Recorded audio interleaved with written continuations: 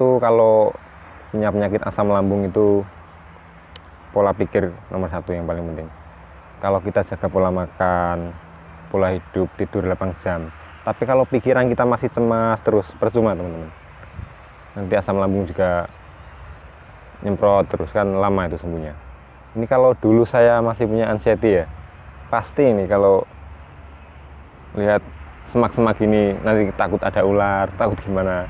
Tapi sekarang kan sudah sembuh ya, jadi perasaan-perasaan seperti itu sudah hilang semua, kembalilah normal gitu.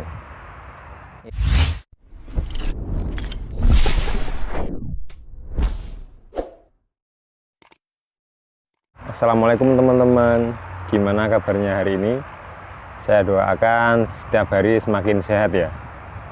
Di video hari ini saya mau membahas tentang gejala yang muncul, lalu anxiety itu keluar ya teman-teman. Dulu waktu awal-awal sakit itu, kalau dada ini selekit-selekit, itu anxiety langsung muncul ya teman-teman. Dulu itu kalau ada rasa-rasa sedikit di dada itu sedikit, itu pikiran saya sudah langsung aneh-aneh teman-teman. Sudah langsung, wah ini jantung ini, wah gimana ini kalau saya punya penyakit jantung, kan saya masih muda, nanti kalau mati gimana. Perasaan itu muncul terus ya teman-teman dulu. Nah, dari situlah teman-teman itu kalau ada rasa-rasa itu jangan browsing-browsing di internet ya teman-teman. Kesalahan saya itu dulu waktu kerasa sedikit itu langsung browsing di internet ya. Wah, itu keluarnya itu kalau ada nyeri di dada apa, itu keluarnya itu jantung, bisa bikin kematian mendadak. Itu teman-teman, itu yang bikin saya takut. Makanya teman-teman kalau ada kerasa sedikit itu nggak usah dipikirin ya. Kalau sudah pernah ke dokter, lalu dokter itu bilang kamu asam lambung, ya udah.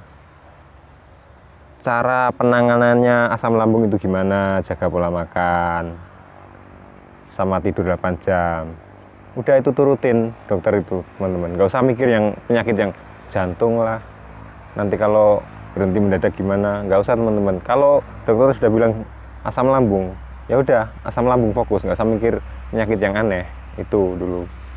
Sama kalau dengar ada orang meninggal ya teman-teman, itu langsung tuh anxiety itu langsung keluar, langsung panik, cemas, gemeteran, jangan-jangan nanti kalau saya gimana gitu dulu teman-teman. Langsung itu ngurung di kamar. Apakah teman-teman di sini ada yang seperti itu? Tolong tulis di komen ya. Ini kita berbagi pengalaman nih teman-teman. Kalau mendengarkan kabar duka, yaitu teman-teman langsunglah datang, ngelayat, nggak apa-apa. Itu lawan teman-teman. Nggak bakalan itu pingsan. Saya buktikan sendiri kok teman-teman. Nggak apa-apa. Pokoknya intinya langsung kumpul lah sama teman-teman. Ya kalau panik-panik dikit ya nggak apa-apa lah, bawa minyak kayu putih itu hisap gini. Nggak apa-apa teman-teman. Itu caranya. Kalau mengurung diri di kamar terus, itu bikin lama lah teman-teman sembuhnya ya. Sama kalau takut ke kuburan ya jangan ikut dulu ya, sekedar kumpul lah dulu. Nanti kalau sudah benar-benar sehat, benar-benar fit, udah ikut nggak apa-apa gitu ya teman-teman ya. Pesan saya itu, kecemasan ini hanya ilusi ya teman-teman, tidak akan terjadi. Orang anxiety itu mikirnya itu sangat-sangat jauh ke sana, jauh ke depan, sangat jauh. Itu nggak boleh teman-teman, itu pikiran yang buruk. Belum terjadi udah dipikirin ya, kita ya jadinya ya takut sendiri lah kalau mau keluar. Nanti kalau naik motor jatuh ya nggak mungkin kita berani naik motor kalau pikirannya seperti itu. Pokoknya jalanin, berdoa yang terbaik, itu teman-teman kuncinya. Nggak usah lah takut-takut. Orang kita hidup ini sudah ada yang ngatur kok. Ngapain kita ngatur hidup kita sendiri? ya berdoalah yang terbaik gitu ya teman-teman ya. Nomor satu kalau punya penyakit asam lambung itu pola pikir nomor satu yang paling penting. Kalau kita jaga pola makan, pola hidup, tidur 8 jam, tapi kalau pikiran kita masih cemas terus, percuma teman-teman. Nanti asam lambung juga nyemprot terus, kan lama itu sembuhnya. Ini kalau dulu saya masih punya anxiety ya, pasti ini kalau lihat semak-semak ini nanti takut ada ular, takut gimana. Tapi sekarang kan sudah sembuh ya, jadi perasaan-perasaan seperti itu sudah hilang semua, kembalilah normal gitu. Ini cerita ya teman-teman, cerita ibu saya. Ibu saya itu kalau anak sama istri saya keluar, ibu saya juga cemas kalau nggak pulang-pulang. Tapi cemasnya ibu saya itu ada ujungnya lah. Kalau istri saya dan anak saya sudah pulang, udah sembuh. Kalau orang anxiety kan enggak, cemasnya itu terus berkelanjutan, nggak ada ujungnya, ya kan? Itu saya sama seperti yang saya alami. Cemasnya itu terus menerus muter terus.